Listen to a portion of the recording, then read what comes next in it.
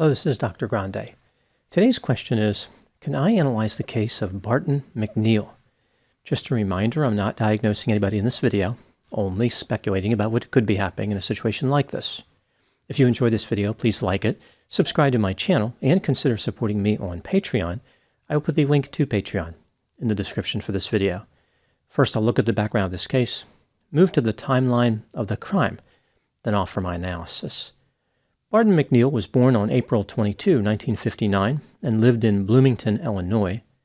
When he was 6 years old, his parents divorced and he moved to Wisconsin.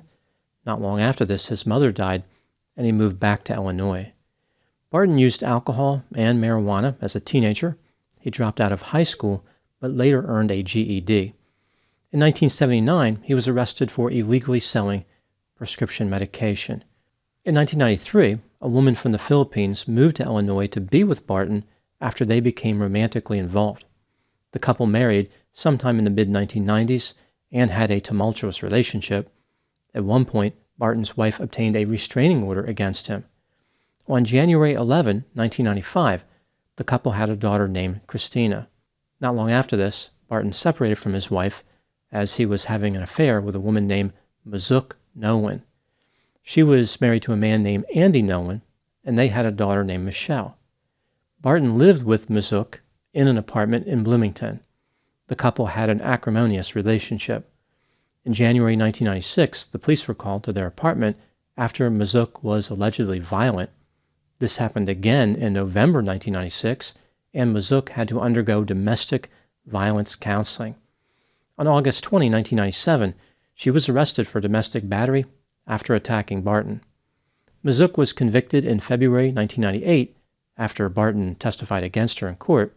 Her sentencing hearing was scheduled for June 17, 1998. In April 1998, Barton moved into his own apartment at 1106 North Evans Street. His daughter Christina would spend time there with him due to his custody agreement with his ex-wife. Despite the fact that Mazook was convicted of domestic battery, she and Barton still maintained a romantic relationship. On June 15, 1998, 2 days before the sentencing hearing for Mazook, Barton and Mazook went out to an Italian restaurant for dinner. The couple had an argument and ended their romantic relationship. Barton was done with Mazook, but she still wanted to be with him. Now moving to the timeline of the crime. On June 16, 1998, at about 7:40 a.m., Barton McNeil called 911 and told the operator that he needed an ambulance quickly. He said that his daughter was dying. Barton had found her unresponsive in her bedroom. 2 paramedics arrived at 7:44 a.m., but there was nothing they could do for Christina. They believed that she had been dead for at least 2 hours. At 9:32 a.m., after a brief initial investigation, the police told Barton that they would be in contact with him, and they left his apartment. After this departure, Barton started to wonder if his now ex-girlfriend, Mazook, may have climbed through Christina's window and murdered her during the early morning hours. He examined the window for Christina's bedroom and noticed that the screen was not on the track, and there were holes in the lower corners near the latches. On the inside of Christina's bedroom, a fan which had been in her window was now on the floor, as if somebody knocked it over, climbing through the window. At 5:16 p.m., Barton called 911 for a second time and said he needed a homicide detective. About 45 minutes later, when the police showed up, Barton pointed out the damaged window screen and offered his theory about Mazook killing his daughter. Barton was told to go to the police station for an interview, which he did. Here's the story that he supplied to the police. At 7 p.m. the night before, he picked up Christina from his ex-wife's residence. They went to a McDonald's restaurant before going to his apartment. By 10:45 p.m., Christina was in bed. At about midnight, now on June 16, Barton walked by his daughter's bedroom and heard her voice. He opened the door and found her sitting up in bed and smiling. He told her to go back to sleep, and he pulled the covers up. Just before 2 a.m., Barton positioned himself on the couch to go to sleep. A thunderstorm kept him awake until 2:45 a.m. He climbed out of bed at 7:19 a.m. and found Christina unresponsive a few minutes later. Barton thoroughly explained all the reasons why he thought that his ex-girlfriend was the killer. He talked about how she was upset when they broke up the night before, and he reviewed her troubled history. His description of her personality and behavior included terms like obsessive, maniacal, and violent. The police spoke to Mazuk. She told them that after the argument at the Italian restaurant, she spent time with a friend before falling asleep sometime around 12:30 a.m. She had received a phone call at 12:21 a.m., which corroborated this part of her story. Her ex-husband came by her residence at 6 a.m. and saw her there.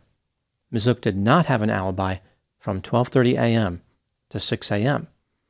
During an interview the next day, June 17, Barton continued pushing his theory about Christina's death and even became upset with the police, accusing them of not taking his accusation against Mazuk seriously. He mentioned how Christina must have died from asphyxiation. The police started to wonder if Barton McNeil was the killer. They didn't believe his story about an intruder entering through Christina's window for a few reasons. There were no footprints outside the window, even though it had rained the night before. The carpet inside the apartment was dry, and the window frame had spider webs on it when the police examined it in the morning. A forensic pathologist believed that Christina had been smothered. Furthermore, she found injuries on Christina that suggested a crime related to sex had occurred. The police arrested Barton and charged him with murder. Barton's trial started in 1999. He elected to have a bench trial so the judge would decide his fate. Based on the contents of Christina's stomach, a forensic pathologist determined that she died sometime between 10:30 p.m. on June 15, 1998, and 12:30 a.m. on June 16. This testimony was before serious concerns about the accuracy of stomach content analysis were exposed. This testimony carried a lot of weight with the judge, or at least it appeared to. On July 7, 1999, the judge found Barton guilty of murder. On August 12, Barton was sentenced to life in prison. About 3 years later, in 2002, he was resentenced to 100 years in prison.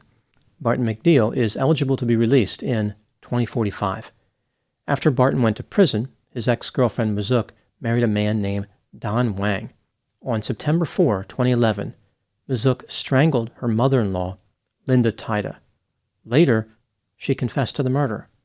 In 2013, Mazuk was convicted and received a 55-year prison sentence. The fact that Mazuk committed murder was favorable for Barton's appeal. However, in 2024, a judge ruled against him. At the time making this video, Barton remains in prison and intends on appealing again. Now moving to my analysis. Barton McNeil maintains his innocence, and there are many people who support him. They believe this is one of the worst wrongful convictions in the history of the United States, and argue that it is blatantly obvious that Barton had nothing to do with the murder. The state, of course, disagrees. They believe the case is simple. Barton was alone with Christina, and Christina died by asphyxiation. Who else could have killed her? This brings me to the question, was Barton McNeil guilty of murder? Let's take a look at the evidence both for and against the idea that he was guilty, starting with the inculpatory factors. A forensic pathologist declared that Christina had been smothered. If there was no intruder, then Barton must have been the killer. Barton had been sleeping on the couch, so an intruder could have only entered through Christina's bedroom window. There was a spider web on the window frame of that window, which may have been disturbed if somebody had climbed through the window. There were no footprints outside, despite the rain, and the carpet was dry inside. The paramedics who responded to Barton's call for help said that he was frantic and wailing, but there were no tears. Moving to the exculpatory factors, Barton's ex-girlfriend Mazuk had a history of criminal behavior.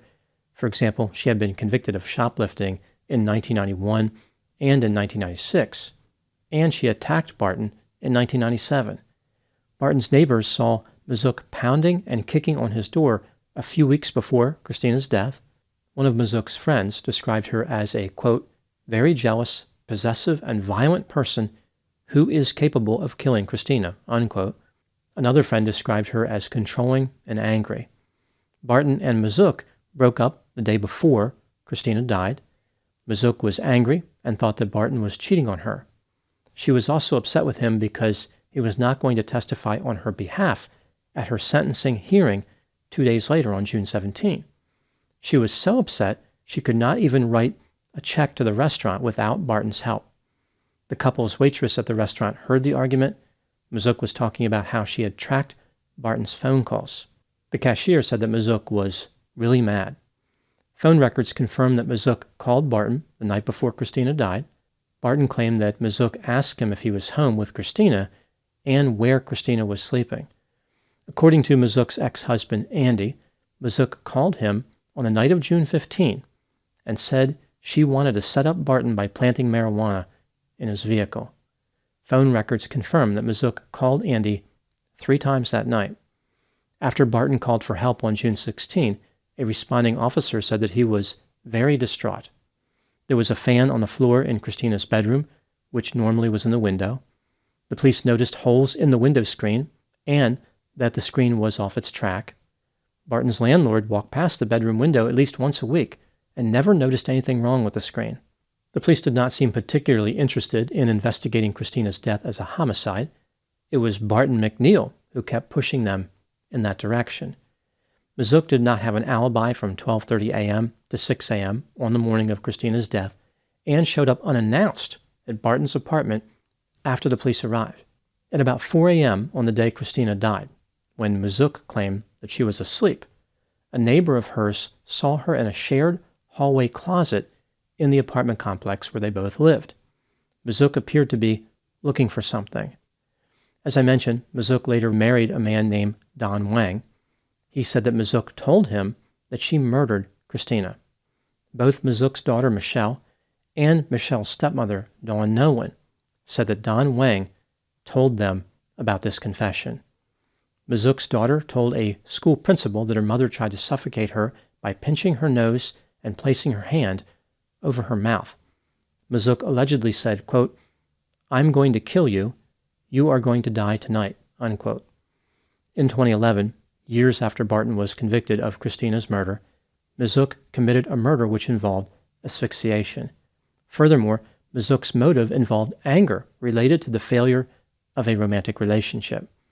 Christina may have died of asphyxiation, and Mazook was angry about a romantic relationship failure at the time Christina died.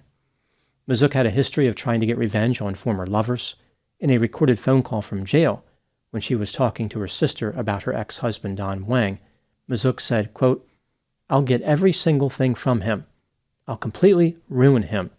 Completely," unquote. In 1997, the year before Christina died, she had severe asthma attacks. Perhaps something related to these attacks caused her death, and this was not a murder. In 2017, a forensic pathologist said that Christina died from unexplained causes. So maybe this was not murder after all. In 2019, an expert said that Christina did not have any injuries which were consistent with any type of crime related to sex, which undermines the state's theory about what motivated Barton. There was no DNA from Barton on Christina. However, Mazook's DNA was found on Christina's sheets. When considering all the evidence, do I believe that Barton McNeil is guilty of murder? No, I believe he is not guilty beyond a reasonable doubt. What do I think happened in this case? This is just a theory, my opinion. There is no way to know what happened to Christina. It's not even clear if she was murdered, but it is clear that Barton and Mazook had a troubled relationship. Neither one was going to win the Romantic Partner of the Year award. Barton was so confident that his ex-girlfriend was the killer that he convinced the police into treating Christina's death as a homicide. Investigators became fixated on the idea that no one could have entered Christina's bedroom through the window. Therefore, Barton must have been guilty.